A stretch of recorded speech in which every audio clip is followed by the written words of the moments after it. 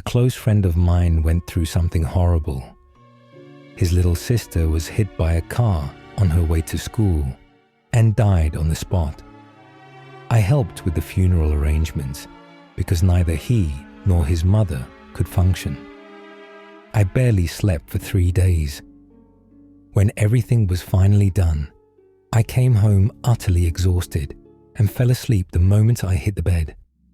Sometime during the night, I heard the doorbell. At first, half asleep, I decided to ignore it. Maybe they'll think I'm not home. But the ringing didn't stop. Persistent, constant, like whoever was standing there knew exactly that I was inside. Maybe it's my friend, I thought. Maybe the grief hit him harder in the night and he came over. I dragged myself to the door. It was 1:30 a.m. I opened the first door, reached for the deadbolt on the second, and suddenly a wave of anxiety hit me. I froze and decided to ask first, who is it? What I heard wasn't my friend, wasn't a neighbor, wasn't a man, wasn't a woman, wasn't a child.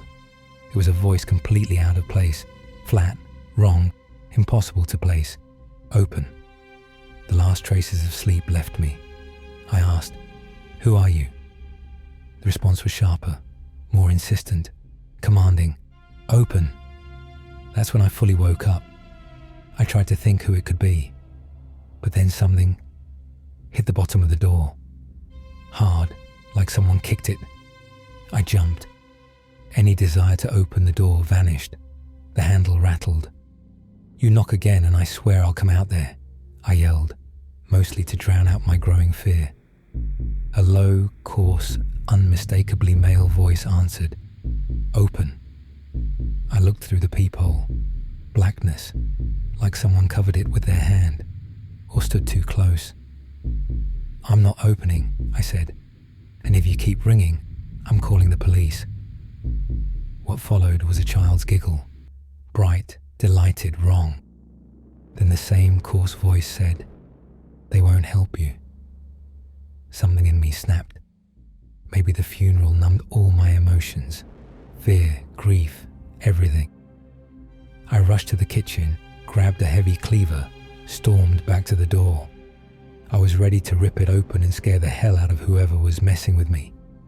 My hand was already turning the lock when I heard a whisper on the other side.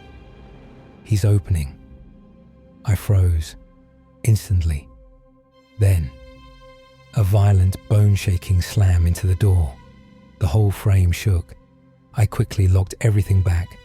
A frustrated growl came from behind the door. "Whoever you are, leave me alone.